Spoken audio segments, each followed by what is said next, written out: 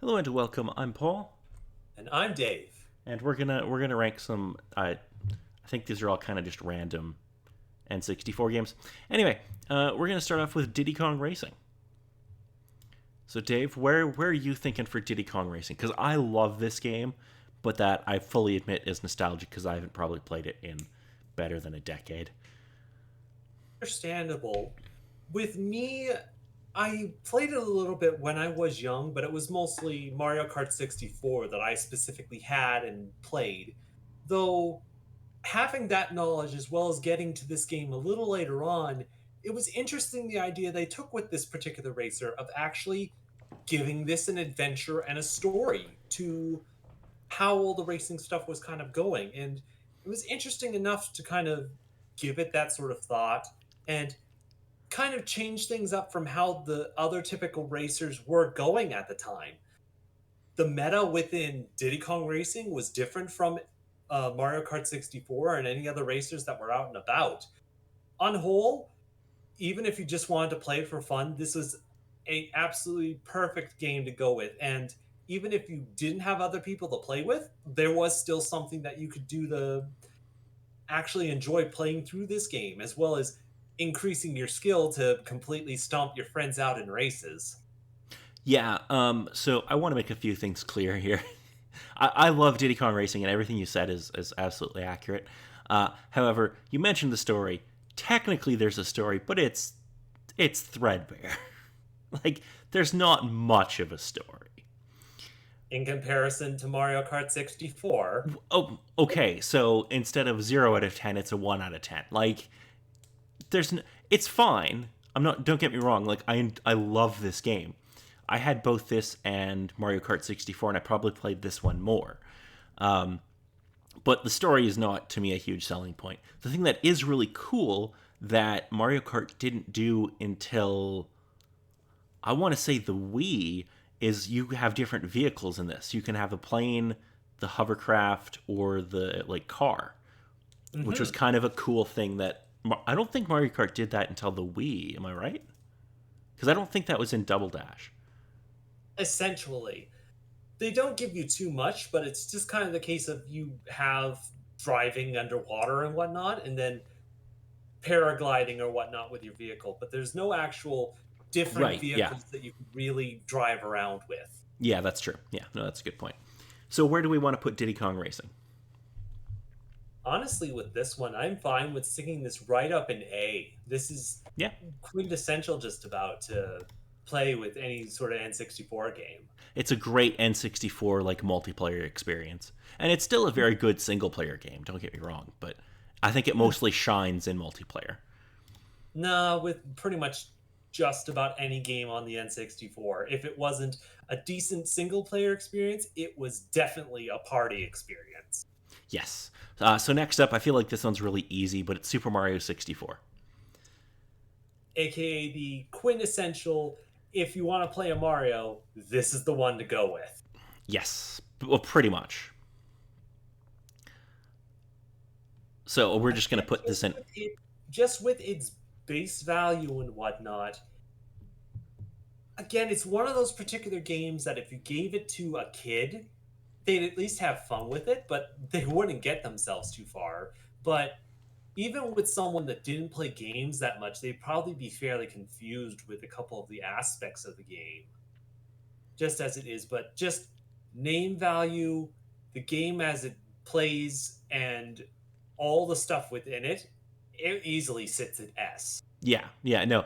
I To me, it's not the most iconic Mario game, but it is probably like it's definitely in that top kind of tier. Mm. I will say though that if you're going back and playing it now, it is a bit rough. It definitely there's definitely clearly growing pains going from 2D to 3D with this game. Yeah, there's the age and having to go back from what's typical nowadays to what was typical then. Well, and the controls are just janky. Even like there are other games that we're gonna get to that came out not that far from Mario 64 that control better. Anyway, So next up, we have GoldenEye on the N64. Oh. Now, So, I'm going to in my just. case, just with the typical experience of when this came out, I was young, and even my parents, at the time when this game released, went out and played this game with their friends with the N64 that was around.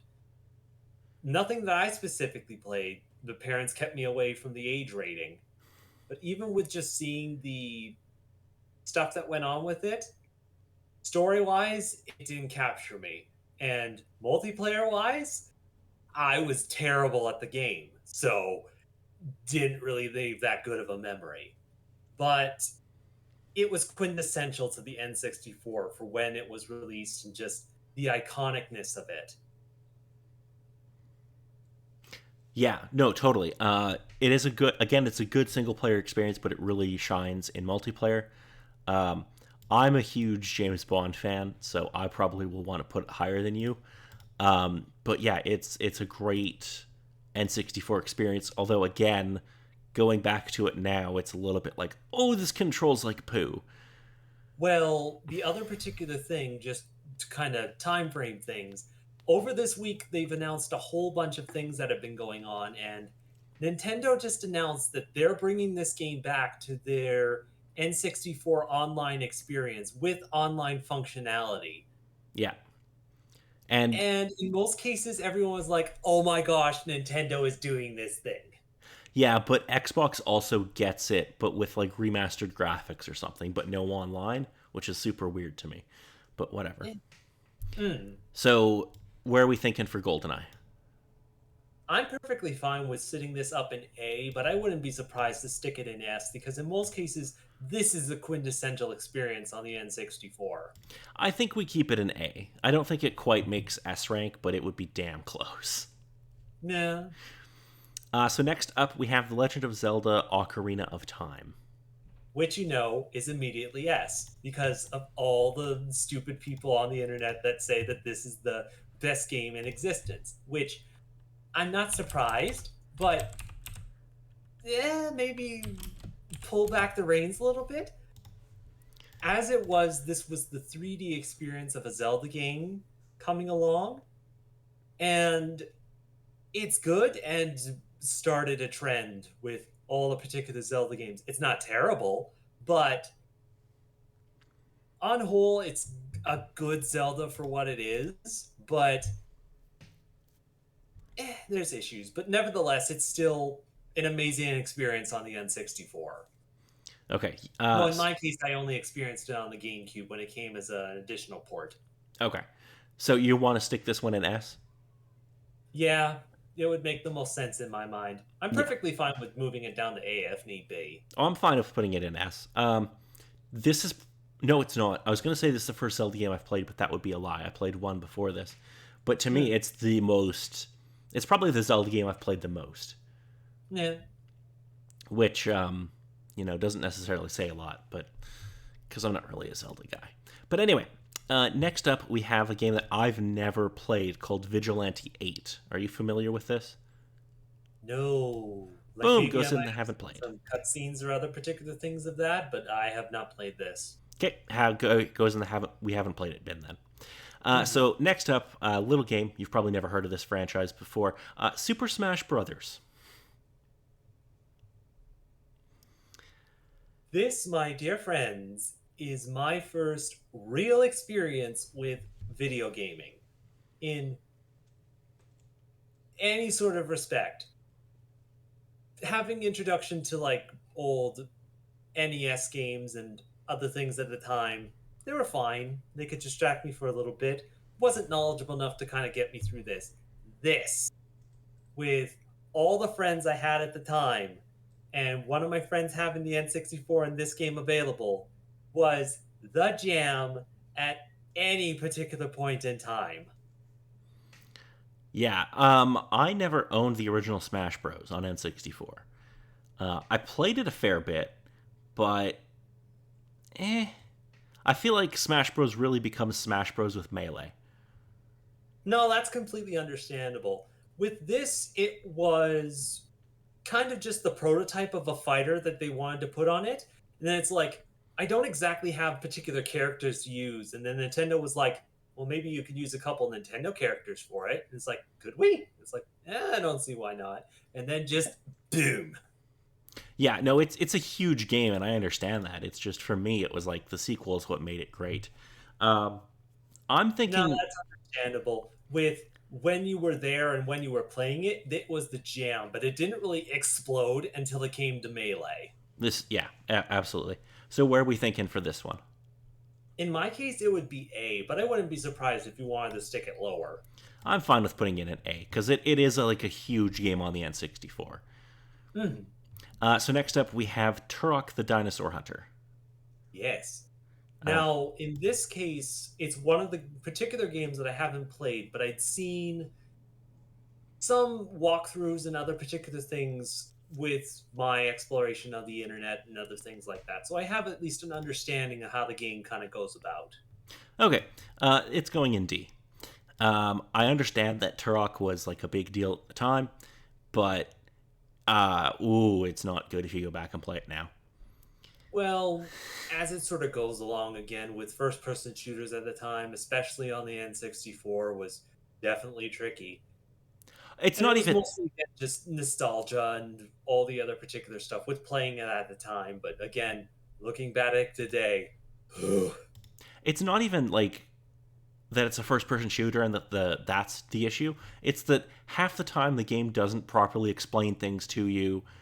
And then it wants to do platforming sections, which I would argue don't control very well at all. There's a lot of reasons that I'm putting this down in D.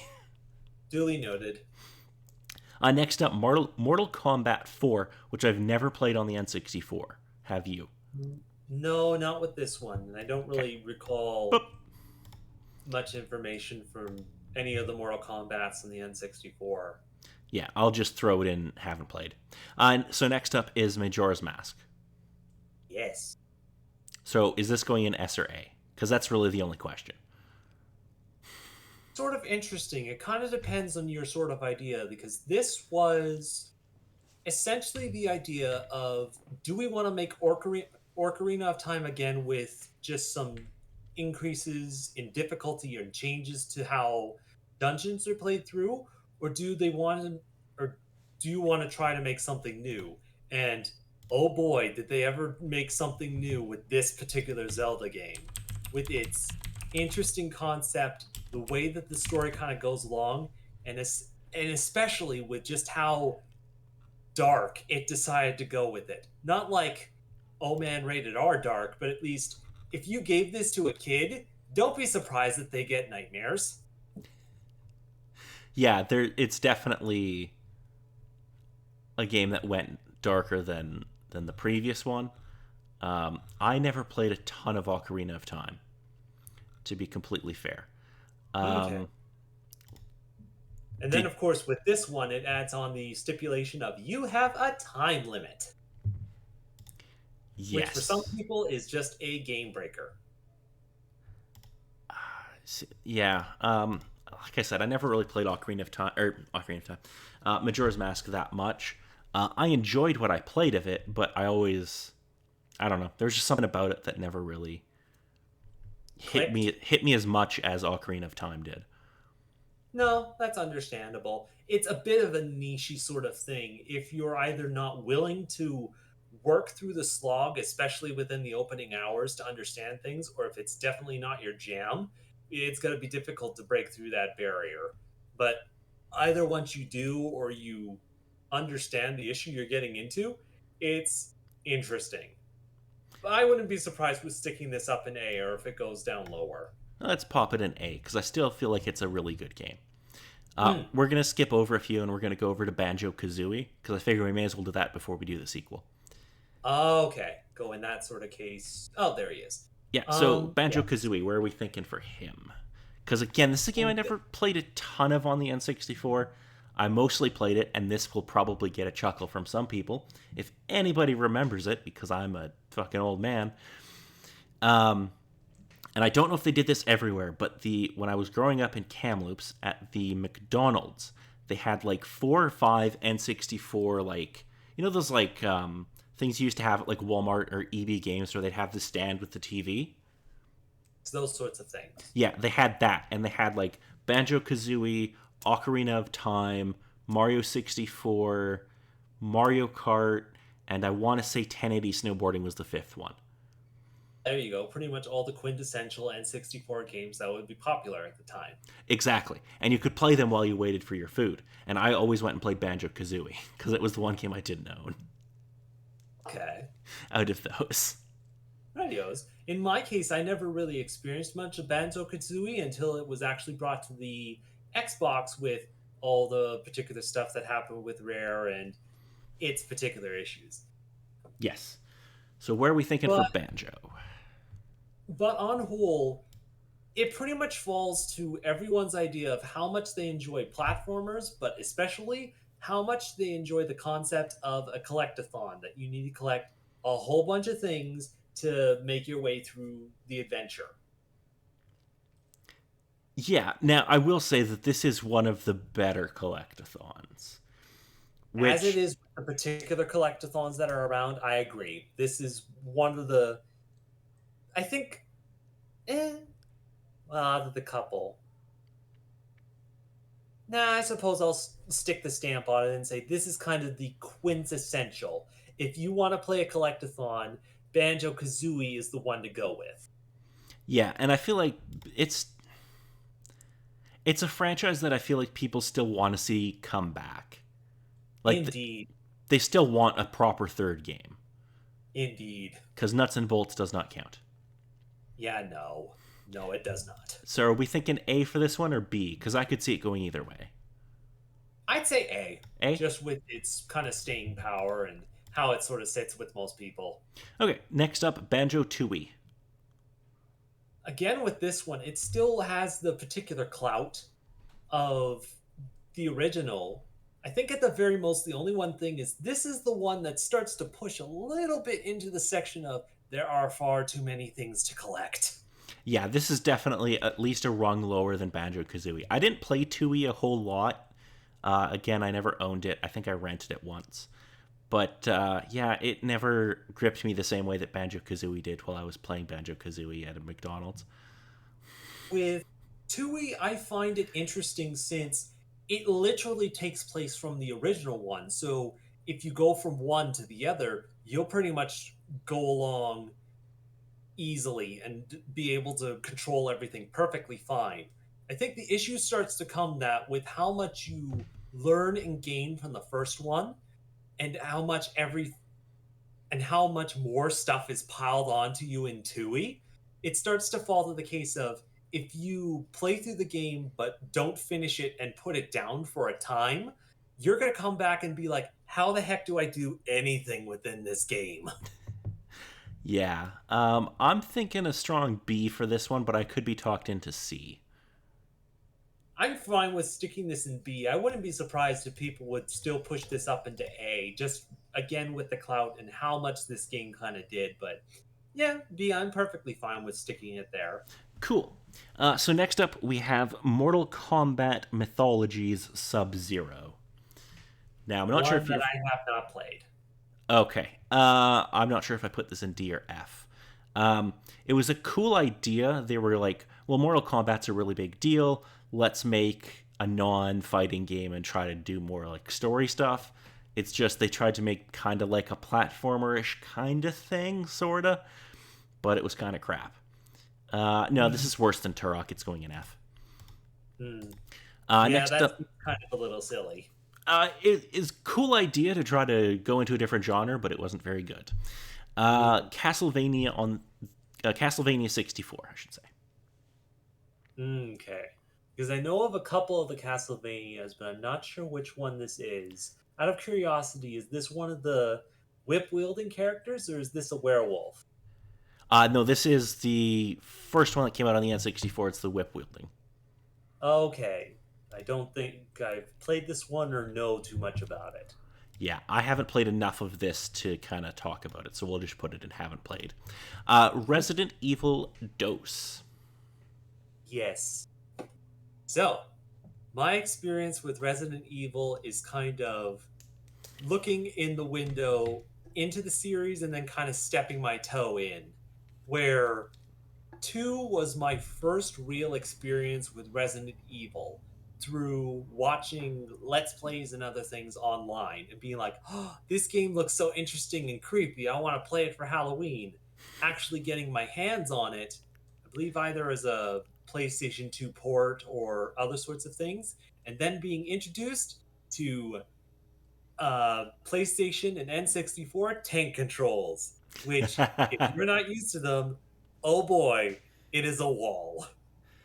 Yeah. I know Resident Evil 2 is like okay. There's two different versions of Resident Evil 2. There's the PlayStation one and there's the N64 one. And Yes. if I remember correctly, the N64 one doesn't have nearly the amount of video that the PlayStation one does. Yeah, no. They tried, but there's only so much they could do with a cartridge. Yeah. I'm gonna say if you're gonna play Resident Evil 2, first off, play the remake on like Mm, modern consoles because it's much better. But if you have to play one of the original versions, play the PlayStation version because the N64 one, it's indeed. fine, but it's not as good. Um, In, I would there's no doubts on my end. I would pop this in C because it's still a good game. It's just it's not the best version of that game. Indeed. For what it was at the time, for when it came out, and the allowing it to be on the N64 for other people to experience, it was good to have people experience the Resident Evil series in that sort of way. But just at the time, just with all those particular sorts of things there, it could have been better, and it probably would have been maybe better to keep it on the PlayStation. Absolutely. So next up, Star Fox 64. So, the big, huge franchise on the N64 that hasn't really exploded in much any other games, and pretty much any other time, aside from one or two exceptions, they haven't really went in too much of a different direction with the gameplay of this particular style. It's good for what it is, but despite the fact that there's some people out there decrying out, "We want another Star Fox game," it's like, how much more can you do than what already was done with 64? I mean, what was that one they did on the GameCube? Was it Assault where you did the ground missions and stuff too? Indeed, that one was one of the exceptions where it expanded more of the different controls and went in a different sort of direction with the story. In Yeah, most sort of cases, that's one of the ones that it's like, this is good, build off of this, but they just haven't done much more with it than aside from everyone's talking about Star Fox 64. Let's just try to build something off of that, and there hasn't been much progress. yeah. It feels like they keep going back to just remaking Star Fox 64, which is a good game. It's just it's not. It's not. First off, it's not really my kind of thing because it's mostly a space shooter, and that tends to not be my jam. Indeed. But where are we thinking for this one? Are we thinking like A or B? I'm fine with sticking this in B. And again, just with the time that this particularly released and just with how gaming was changing and shifting at the time, this was literally a game that I could play for an afternoon and then I could be done. It's like, well, done with the game. I'm never going to touch it again. Yeah, no, I totally understand. It was not a game that I really played much of because I just didn't really care. So next up we have Castlevania Legacy of Darkness, which this is the Wolfman one. Yes. So, again, never specifically played it, but have heard word, gameplay, and seen a little bit of it. So, ooh, this is a particular N64 game that the idea and concept of what they wanted to do was interesting, but the technology did not fit at the time for the N64. Yeah, okay, so neither of us have played this, so I'm just gonna put it in neither. We haven't played it Duly noted. because I've never played it. So next up we have Conker's Bad Fur Day, Oh boy. So, which started its life as a cutesy platformer and then turned into Conker's Bad Fur Day. yeah, yeah. For all of those who are curious, you can check out that story. It's a doozy. I am the So, mighty Pooh. indeed. So, with my experience with this, I played the Xbox update and port of this particular game, and then went back to the N64. But on whole, at the time, it definitely worked. For a typical platform at the time, I couldn't ever remember the cheat that actually allowed you to hear the swear words. It was always bleeped out. But on whole, it was definitely iconic and radically different for the particular things that were being released at the time. But it's probably fine that you either just hear about this or get to it when you're a little older if you're interested. But yeah, Yeah, I'd say maybe C. C. Yeah, I'm happy to put it in C. Like it was a good game for the time, but I don't know if it's worth going back to because it hasn't aged terribly well. Yeah, yeah, Like there's still things in it that make me giggle, but they make me giggle because I watched them when I was 10. yeah. I am the mighty Pooh. Pooh. Anyway, moving along to Cruis'n USA, which is a racing game, so I'm assuming Dave never played it. Oh no, surprisingly, this was actually one of the particular ones that my aunt or grandparents had when I lived with them for a time. Oh, okay. And again, with this one, it was a case of there's stuff that you can do with an eraser, but there's only so much you can actually really kind of do aside from just racing and racing and racing over or race against family members. So it definitely worked. There wasn't too many issues with it, but there wasn't much more fun than being like, "Yay, I won the race. Okay, I'm gonna go outside now." Yeah, no, it's Cruis'n USA. It's fine. I didn't play it a ton. I want to say that this is a port of a arcade game. Yeah, I believe it was the case with this one. Yeah, okay. I played this a bunch in arcades. Ah, okay. Yeah, totally. Yeah. I remember that. Yeah, I played that a ton at Rutgers and Kamloops. I'm gonna be dropping a lot of Kamloops references because that's when I got in it. I was playing N64 a bunch. Hmm. Um, as a home game, though, it's probably a C for me. Yeah, I agree. Yeah. Okay. Cool. Next up is Doom 64, which would surprise me if you've played. No, not in this case. Despite the access that I supposedly have to it, Doom was just one of the particular series that I never really got into since I was too young at the time to really particularly play it. Despite the fact that I had access to it, it was like, yeah, too young. Parents told me not to, so didn't. Fair enough. I enjoy my Doom games. I'm gonna put this in B. It's cool that Nintendo actually got like an original Doom game, but it's not the best Doom game. Yeah. Uh, I'm gonna assume neither of us have played this. International Superstar Soccer 64. No, none in my case. Okay, yeah, me neither. Mega Man 64, which is also Mega Man Legends on the PlayStation 1. Indeed. And this sort of falls into another sort of case of if you have the option of playing this on one of the two systems, stick with the PlayStation. It kind of fits better with its control scheme at the time, but even then, just the control scheme entirely is a little weird. Just weird. Yeah, I remember playing this at your place once and it not being very good. Yeah, it was Mega Man's first kind of foray into things, but it's a case of it wasn't the original Mega Man. They decided to make a new Mega Man for going into 3D adventures and changing up the story.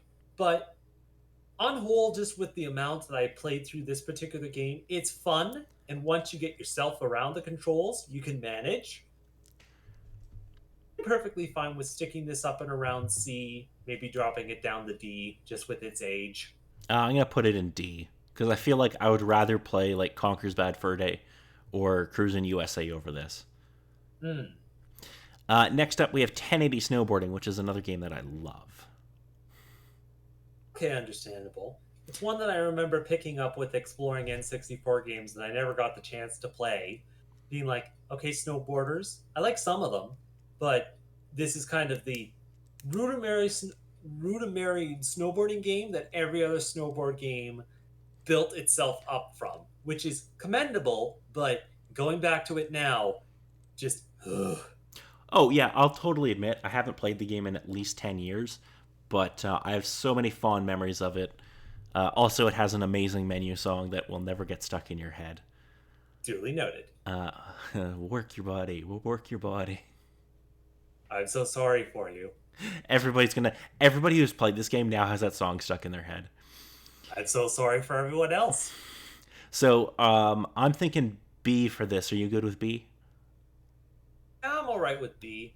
Again, in my case, it would sit in the same sort of places California or Cruis'n Cruis'n USA. USA. Yeah, that's what it was.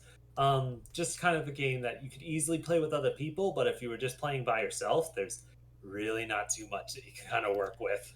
Yeah, fair. I'm gonna fully admit that that's a bit of a nostalgia one, bumping it up there. Yeah, yeah. So next up we have Superman 64. So, never played this game. I've seen gameplay of it, and I agree with everyone on the internet. This needs to be an F. It was commendable, but the people who developed this game need to work harder on it. Okay, so I'm gonna defend Titus on this one because this wasn't supposed to be the final build of the game. This was like a I think this was supposed to be like a we're 70% done the game build. And then the publisher was like, well, no, we need to put it out now. Ugh. So apparently, a lot of the ring stuff was going to get changed, and there were going to be some other changes to the game. It probably would have been a lot better if they got the extra like 3 months or whatever to finish it. But yeah, Yeah, as it it would help give it as to it you sits, the solid. game we got it is an F. It's bad. Mhm. So let's go to Mario Party next. Okay, with Party specifically. Yes, the original. So with the very first one, it wasn't one that I specifically owned, but I always rented it because, again, friends nearby, we had an N64, always something to kind of fill in time at a party. Though it kind of devolved in the cases of someone's feelings got hurt and just someone did not have a fun time. Well, there was also that one game that would like destroy your hand and the controller. Oh no, this was this one. Yeah, yeah, no, I know. I forget what that mini game was called, but the one where you had to like spin the stick really fast. I think there were several. Oh, okay. There might have been more than one. I remember there being one that was like notorious that Nintendo got like sued over. Yeah, yeah. But Mario Party, the original, it's fun, but it gets better in later games. But It there, definitely does. This kind of lays down the formwork of everything, but the specific rules and mechanics that happen within the boards can be traumatizing in some cases. yeah, yeah. What are we thinking for this one? I'm thinking B because it is still kind of an important game, but there are better ones that come later. Okay. B you were mentioning? Because I'd be Yes. fine with sticking it there. Kind of good place to start, but definitely can build up from there. Mario Party 2 will go to next. Okay. So with this one, I have a little less experience. I've only played like a match or two. But with this particular one, this one is the one that everyone sort of says this was the best N64 Mario Party. And I wouldn't exactly disagree with them, though I don't have as much experience with it. Okay, I've never played 2, I don't think. So if you have a rating for this, we'll go with whatever you think. Hmm, I think just with the amount of experience that I have with it, um, I'm fine with sticking this around and B again. I B? can see where people are going that this is definitely an improvement, but I can't really finitely say that this is any more of a step up until we get to the next Mario Party. And next one up is Mario Party 3. Indeed, which is the one that I actually owned. So my place was Party Central for anyone who came over to have fun and play video games. Um, but with this one, it had certain things that you could actually do to spend time to build up the game, such as unlocking specific characters or give additional things to work with on party games and stuff like that. But as a party game, it was just a stupid amount of fun. Yeah, I don't really remember playing 3 a whole lot, so this is another one I'm going to defer to you on a ranking for. As it sits, I'm fine with sticking this up in A. A? Okay. It's one of the big Mario Party experiences. Okay. So next up we have Donkey Kong 64, which is a game I never owned, but I played a ton of. Um, Okay. So, in my case, with first getting my N64, this was the game I got for it. And as a first game experience, it's fine, but if you don't know what you're doing, you're not going to make it too far. But that's fair. as it is for a game, it's perfectly fine for what it does. But this, by far, is the quintessential. They did far too much for collecting things, collectathon type of game.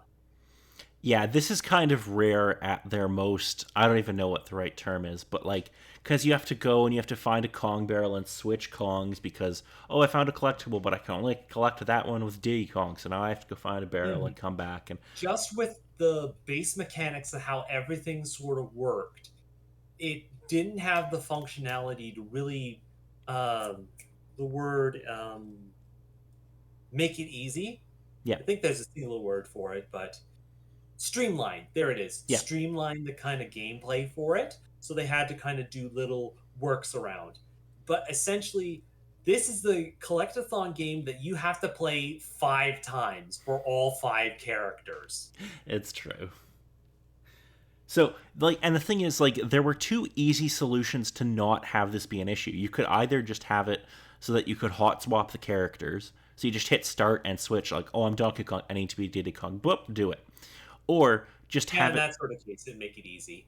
or just have it where like Diddy Kong's collectibles are in an area where only Diddy Kong can get to.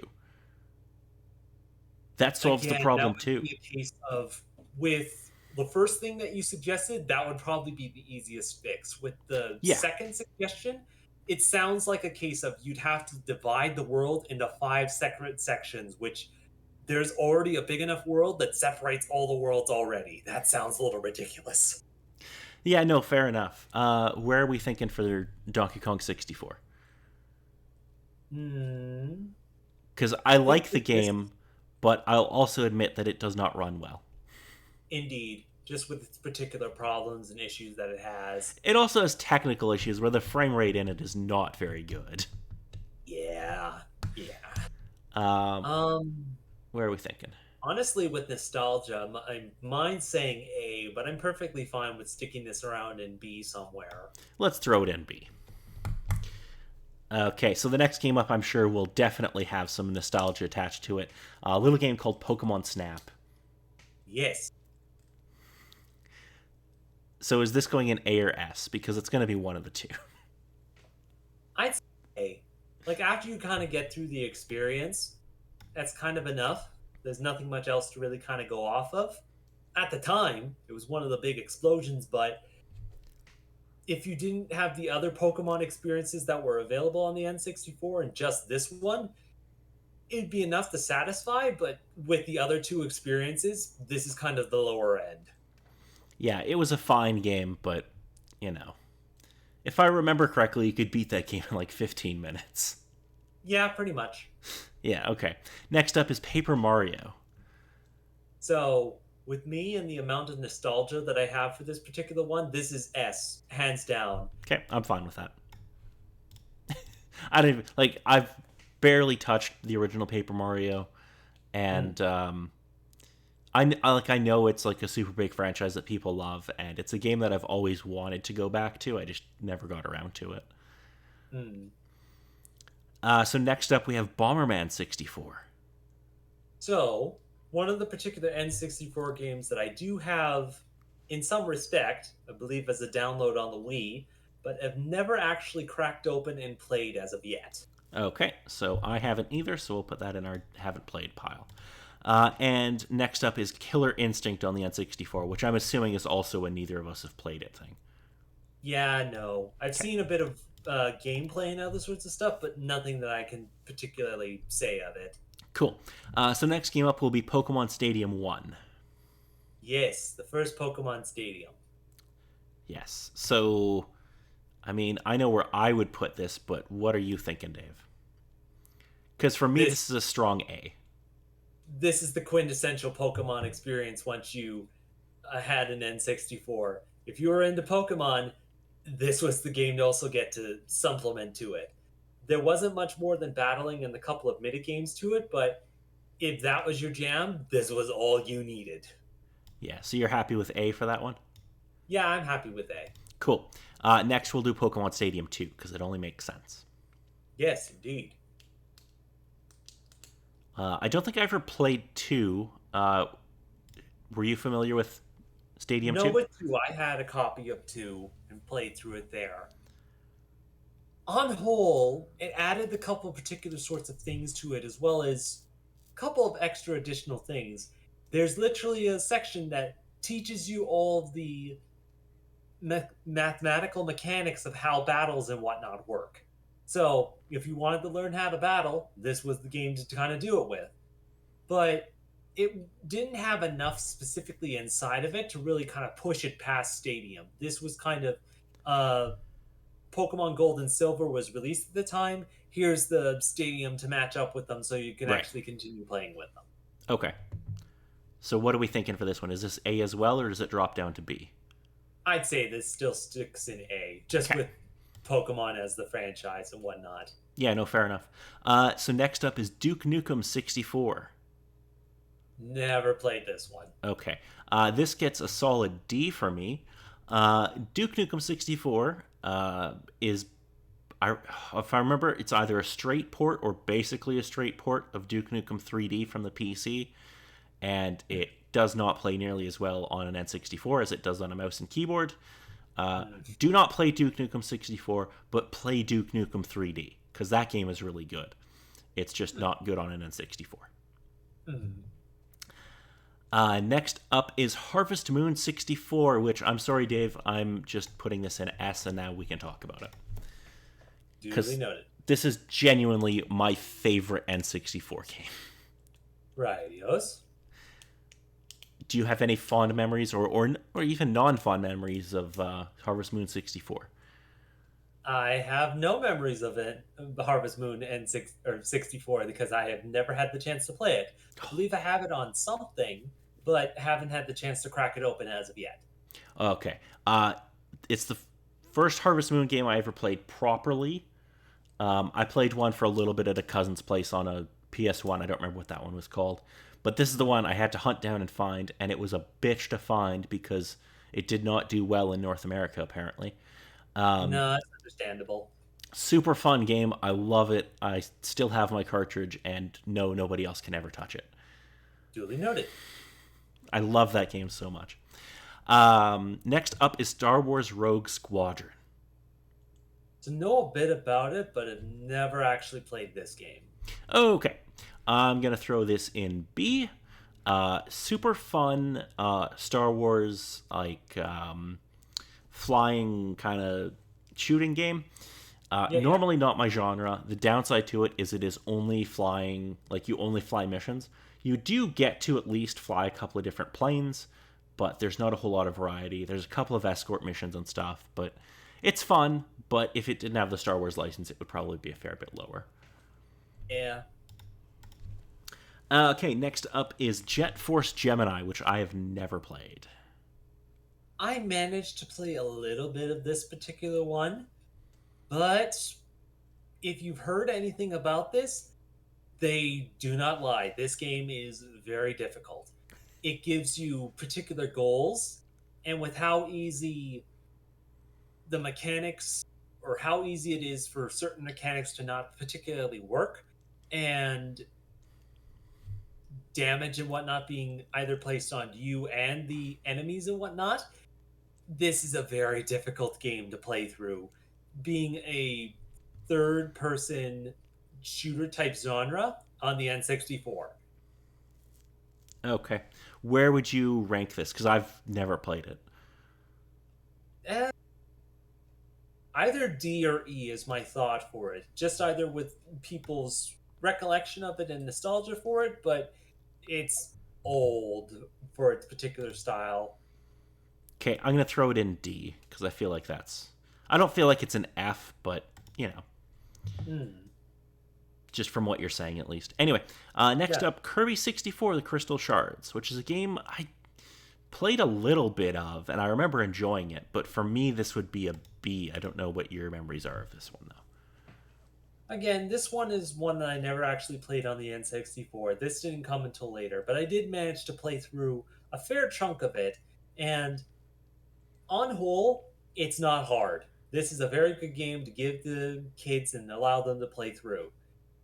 It doesn't have a lot of substance, but this game is a cutes. And if you want to see absolutely ridiculous things happen, watch Kirby pull a giant uh, berserker sword and or a double-sided lightsaber out of his mouth, then it's mildly hilarious and super fun and cutesy.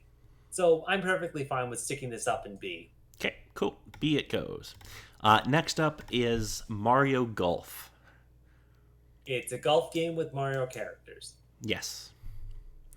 Yes, it is. But it's also a ton of fun. It's a great party game, and it has a decent enough single player experience.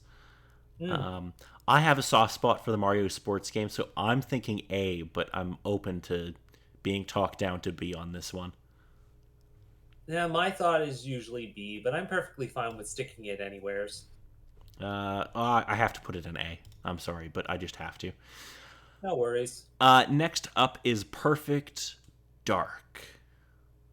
The big N64 game that I have never touched. Really? Okay. Um, Perfect Dark, made by the same people who made GoldenEye. I'm sure everybody knows that. This one sits right next to GoldenEye and A because they are similar but different. Indeed. Though that's pretty much the only one thing I do know. Where GoldenEye was a bit more of a multiplayer experience, it seemed that Perfect Dark seemed to be more of the single player experience when it came to that kind of game. Yeah, they definitely had more single player kind of focus on it. However, it did have really good multiplayer, and I also GoldenEye is very like a almost like a traditional modern shooter, whereas Perfect Dark has more of kind of like a sci-fi ish kind of bend to it. Hmm. Ton of fun though. Shadow Man. I'm assuming you've never played this because I haven't either. I've seen it a whole bunch, but I've never stuck it within the system. Okay, moving on to Mario Tennis then. Yes, the tennis, the particular sports game that I actually played, which, again, it's Mario and tennis. Yes, but there are some fun power ups and stuff in this one. They didn't really go super crazy with it until the No, tennis games on GameCube, but no, they didn't. there were bits. With my experience with it, it was pretty much just tennis game with Mario characters. It worked. It was a fun thing to play with friends, but yeah, nothing too much more. Where are you thinking for this one? I'm fine with either B or C. Oh, really? That low, eh? I'll put it in B. I can't put it in C. It's better than that in my mind. Hmm. Next up is F Zero X. Never touched it. Never touched it? Okay. I'm going to put this in B because it's a fun multiplayer game. Next up is Star Wars Shadows of the Empire. Never touched it. Never touched it. Single player Star Wars game.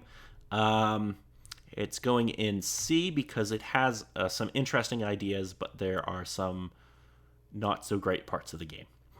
Hmm. Next up is South Park on the N64. I believe that was the one with them as a first person shooter, or was this a different one? No, this is the first person shooter one. Heard of it, but never played it. Okay, we'll put it in here because I haven't played. I put it in haven't played because I haven't played a ton of it. Spider-Man on the N64. Never played it. Same here. Star Wars Episode 1 Racer.